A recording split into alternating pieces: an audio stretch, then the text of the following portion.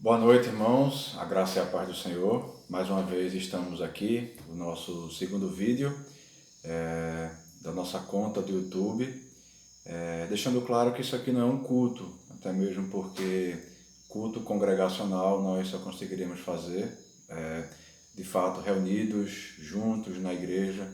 Então isso aqui vai ser o momento da pregação da palavra, da exposição da palavra, que nós aconselhamos a igreja para que possa ser usada para debates, discussões e também como uma plataforma para os cultos nos lares, tá bom? E eu queria convidar você a abrir sua Bíblia na primeira carta de Pedro, capítulo 1, versículos 1 e 2. 1 Pedro, capítulo 1, versículos 1 e 2. Vamos fazer a leitura desse texto. Pedro, apóstolo de Jesus Cristo, aos eleitos que são forasteiros da diáspora no Ponto, na Galácia, na Capadócia, na Ásia e na Bitínia, eleitos segundo a presciência de Deus Pai, em santificação do Espírito para a obediência e a aspersão do sangue de Jesus Cristo. Que a graça e a paz lhes sejam multiplicadas. O que anima, o que pode trazer ânimo ao nosso coração, à nossa vida, diante de situações que causam angústia, causam dor, causam sofrimento, causam incertezas? Por que estou fazendo essa pergunta? Porque, assim como foi na nossa última pregação, nós estamos tentando contextualizar a situação que nós vivemos. É bem verdade que para muitos, infelizmente não para todos, mas para muitos, essa pandemia não é o maior sofrimento que já passamos em nossas vidas. Lembrando das dores e sofrimentos que já passei, certamente esse período agora não é um período de maior sofrimento. Sim, mas apesar de não ser o período de maior sofrimento na minha vida, muitas pessoas têm sofrido, têm ficado angustiadas, pessoas têm sido assaltadas pela ansiedade. Ficamos em casa e ligamos a televisão e muitas notícias ruins, muitos mortos, e devemos orar inclusive pelos nossos irmãos na Itália, na Espanha, Portugal, França, Inglaterra e agora nos Estados Unidos, que são os países que estão sendo, digamos assim, epicentros dessa pandemia. E acerca da pergunta que fiz, essa primeira carta de Pedro, ela pode nos dar respostas em relação a isso. Por quê? Porque o contexto dessa carta é exatamente o apóstolo Pedro escrevendo a crentes que estavam em regiões específicas. Essas regiões, nós já lemos aqui, a região do Ponto, da Galácia, da Capadócia, da Ásia e da Bitínia. Essas regiões são localizadas hoje onde fica o território da Turquia, mais ou menos ali a divisa da Europa com a Ásia, próxima ao Oriente Médio. O que estava acontecendo aqui? Possivelmente o imperador Nero estava perseguindo a igreja de maneira bem ferrenha. E por que ele estava perseguindo a igreja? Ele estava perseguindo a igreja porque houve um grande incêndio na cidade de Roma. E os romanos sofreram muito com esse incêndio. Alguns perderam bens, alguns morreram. A parte da cultura e do material religioso de Roma também se perdeu por conta desse incêndio. E todo mundo desconfiou do imperador. Nero, ele era um tanto quanto megalomaníaco, não é? E ele tinha mania de construir, de reconstruir. Ele tinha um desejo de fazer de Roma não somente o que Roma era, mas fazer uma Nerópolis. E para isso ele teria que fazer uma grande reforma na cidade. Então muitos, diante desses planos que o imperador Nero tinha, desconfiaram exatamente do governante. E Nero teria que virar o jogo. E Nero, estrategicamente, canalizou toda essa fúria romana para os crentes, indicando que os crentes é que teriam causado esse incêndio em Roma. E era fácil, de certa forma, causar a antipatia dos romanos em relação à igreja, em relação aos crentes. Por quê? Porque os crentes eles viviam à margem da sociedade romana. O que quero dizer com isso? Os crentes eles não se misturavam com a forma de viver, com a forma de ver o mundo dos romanos. Então eles viviam em santificação, eles viviam de maneira separada. E isso causava estranheza para muitos romanos a forma um tanto quanto exclusivista que os crentes viviam. Os crentes também eram associados com os judeus, que a esse ponto da história também já não eram vistos com simpatia pelos romanos.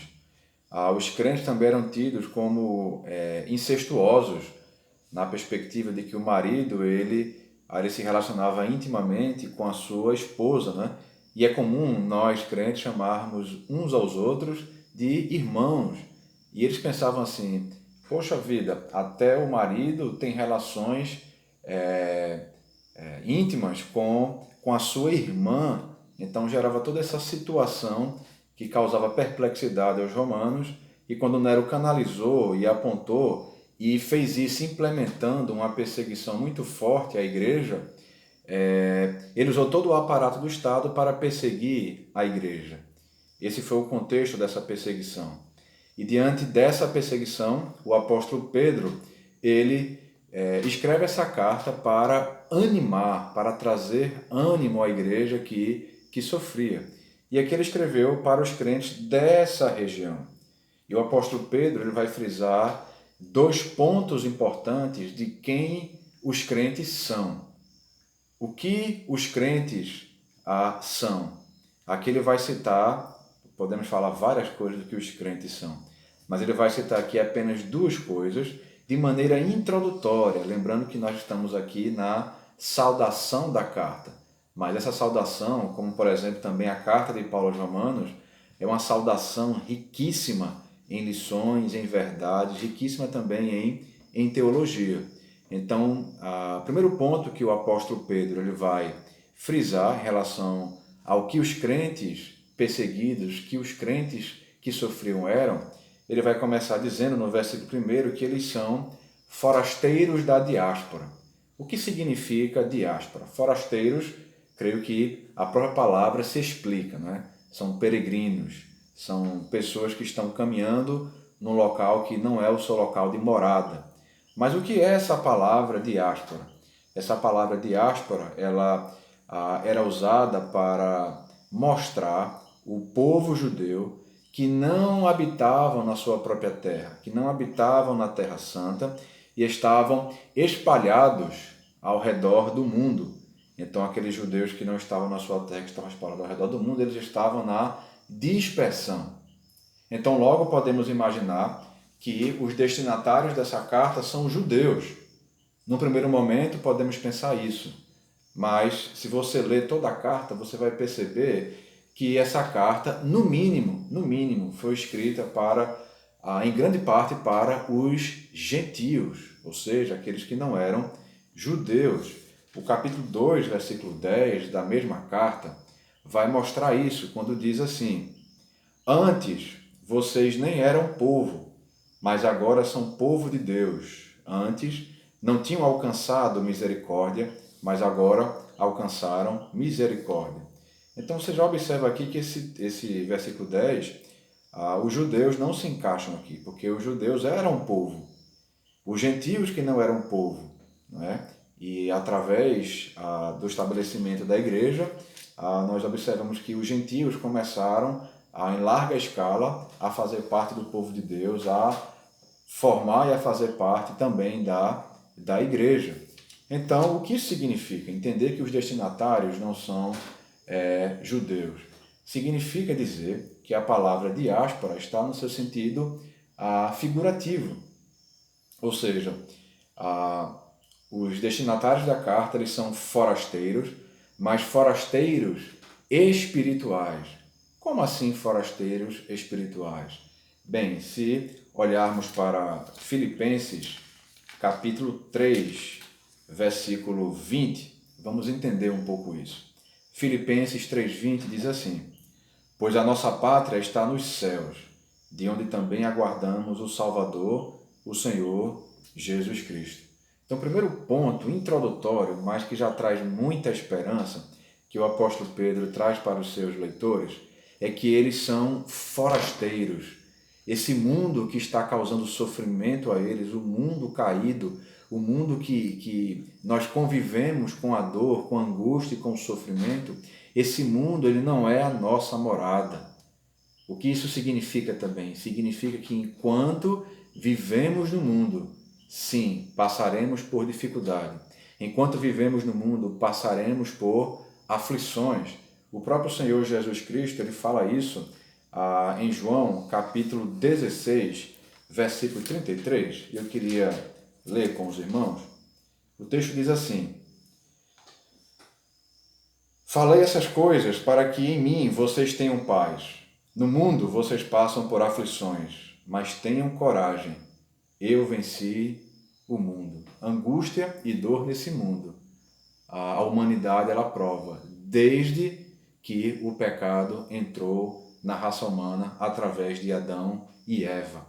E no ministério do Senhor Jesus Cristo, o Senhor Jesus Cristo dá essa palavra de encorajamento para os seus discípulos, dizendo: olha, no mundo vocês terão aflições, mas tenham coragem.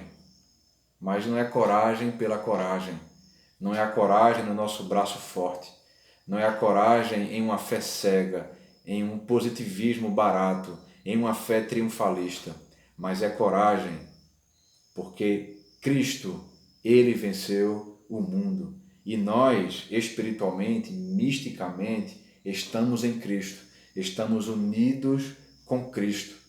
Então, entender que somos forasteiros nos traz alívio da seguinte forma: uma hora, todo sofrimento vai passar.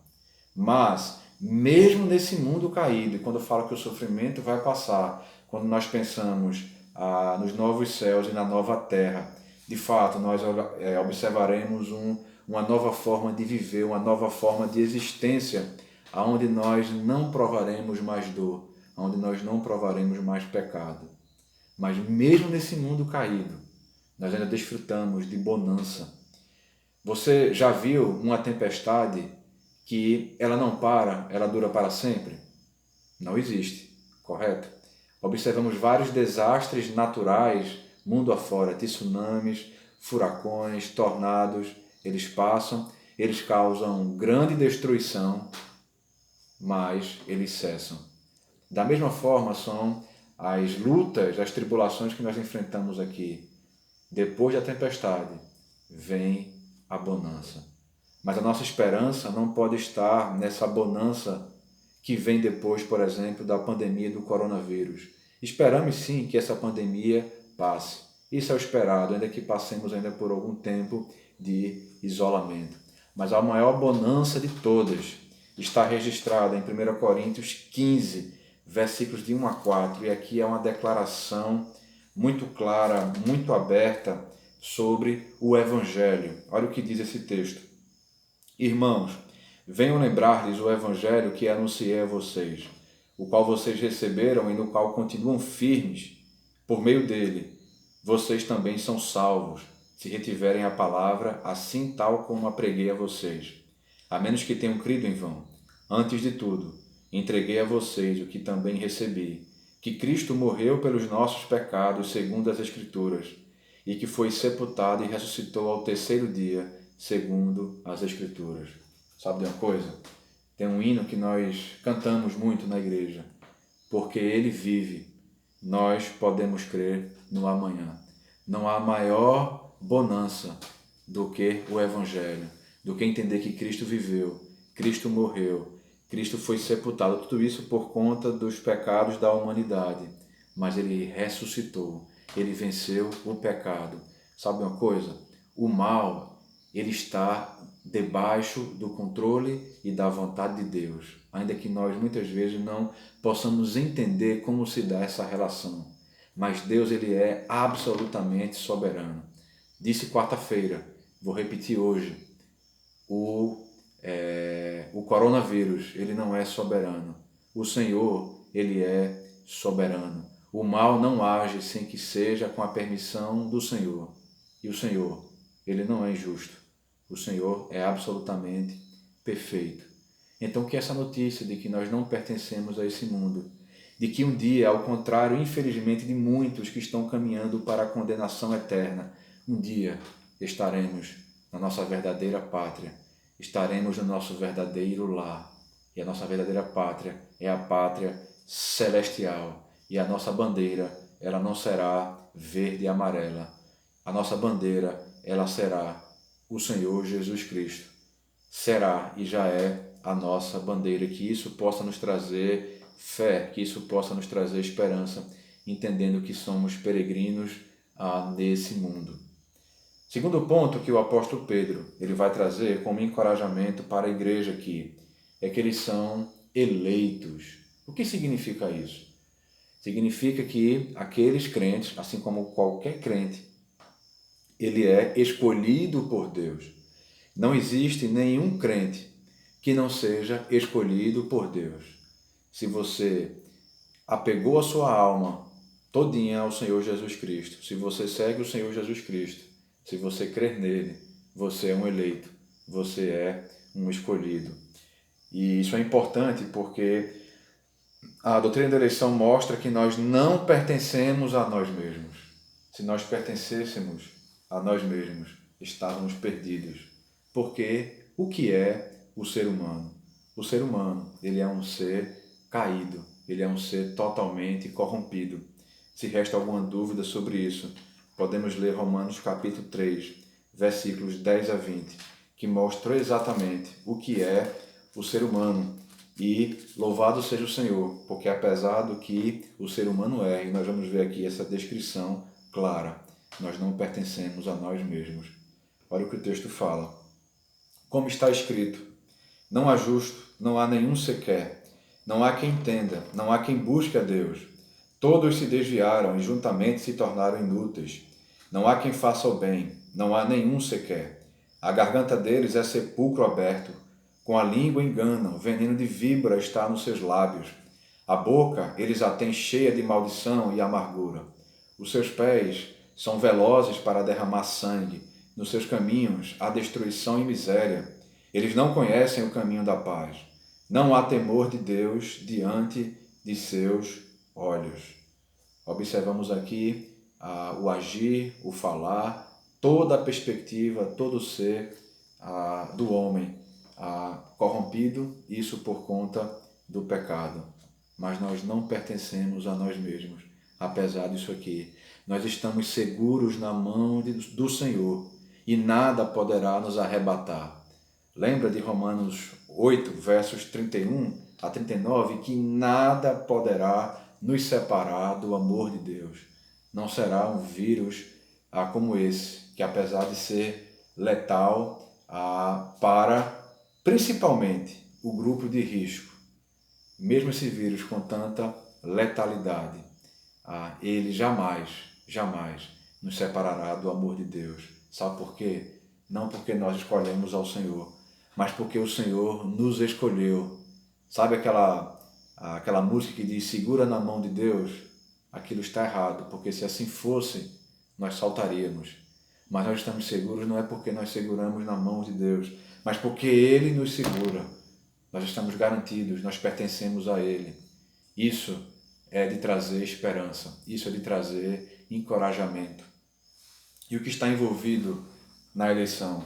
Está envolvido a presciência. O que significa isso? Significa que Deus, antes da fundação do mundo, Ele planejou me salvar e salvar a você, antes da fundação do mundo.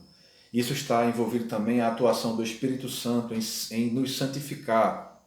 Lembra, é o Espírito Santo quem convence o pecador do seu pecado, da justiça e do juízo. O Espírito Santo que nos regenera, e porque Ele nos regenera, nós podemos ter fé em Cristo. E depois essa fé em Cristo, essa fé salvífica, ela conduz a uma fé perseverante, que o texto vai dizer no versículo 2, que nós fomos eleitos em santificação do Espírito. Uma fé perseverante. E essa santificação do Espírito é para a obediência. E o Espírito Santo, ele nos santifica, mas nós também cooperamos com a santificação. 1 Pedro 1, 15 a 16 é claro em mostrar isso quando diz: pelo contrário, assim como é santo aquele que o chamou, sejam santos como também em tudo o que fizerem, porque está escrito, sejam santos porque eu sou santo. O que esse texto mostra é que nós temos uma participação, uma cooperação na santificação, e a santificação ela pode ser entendida como obedecer a Cristo, ou então de outra forma ser cada dia mais parecido com Cristo. Essa é a santificação progressiva, é a santificação para a obediência. E por fim, essa santificação fará com que nós possamos estar totalmente separados, totalmente consagrados em glorificação, mas isso uma estação futura da nossa história, quando nós estivermos com os nossos corpos glorificados, quando Cristo ele vier arrebatar a sua igreja, quando Cristo vir buscar a sua igreja. Sim, nós teremos a consumação da nossa santificação, onde nós teremos os nossos corpos unidos à nossa alma, daqueles que morreram, e haverá, de fato, uma santificação em glorificação. E aqui é citado também a terceira pessoa, a segunda pessoa da Trindade. Falamos da primeira, o Deus Pai, da segunda, da terceira, o Deus Espírito Santo, e agora do Senhor Jesus Cristo, que essa eleição ela se deu também em aspersão do sangue de Jesus Cristo. Final do versículo 2, ele mostra isso. O que significa esse termo? Significa que nós fomos purificados através de Cristo. Significa que fomos purificados através do sangue do Senhor Jesus Cristo. Seria impossível sermos declarados justos, estarmos em uma posição de perfeita justiça diante de Deus, apesar de quem nós somos. Deus, quando olha para mim e para você, ele não vê culpa, porque essa culpa ela já foi paga na cruz do Calvário.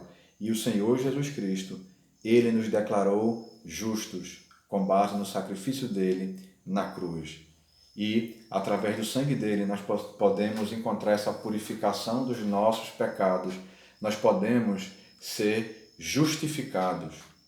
Olha só, somos forasteiros e somos eleitos, não pertencemos a nós mesmos. E, diante de tudo isso, o apóstolo Pedro termina essa saudação, dizendo que a graça e a paz lhes sejam multiplicadas. Se tinha uma coisa que a igreja precisava naquele momento, era de fato desfrutar da graça e da paz do Senhor. E aqui é uma ênfase nessa graça e na paz. A ênfase que aqui está, sejam multiplicadas. É o que eu desejo para a nossa igreja. É o que eu desejo para mim. É o que eu desejo para o mundo.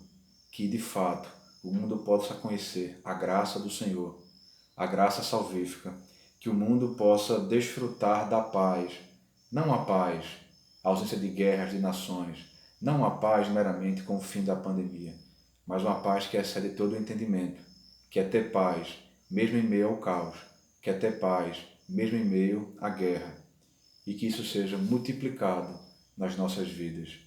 Que esses dois pontos acerca da nossa identidade, que somos forasteiros, que somos eleitos, possa aquecer o nosso coração, possa trazer ânimo para as nossas vidas e que possamos encorajar uns aos outros com essa palavra, com a palavra da verdade, com a palavra da vida.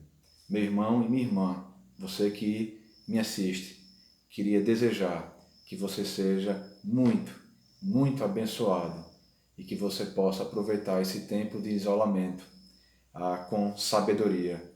Aproveite esse tempo para gastar tempo com a família, para estudar mais a palavra, para orar mais.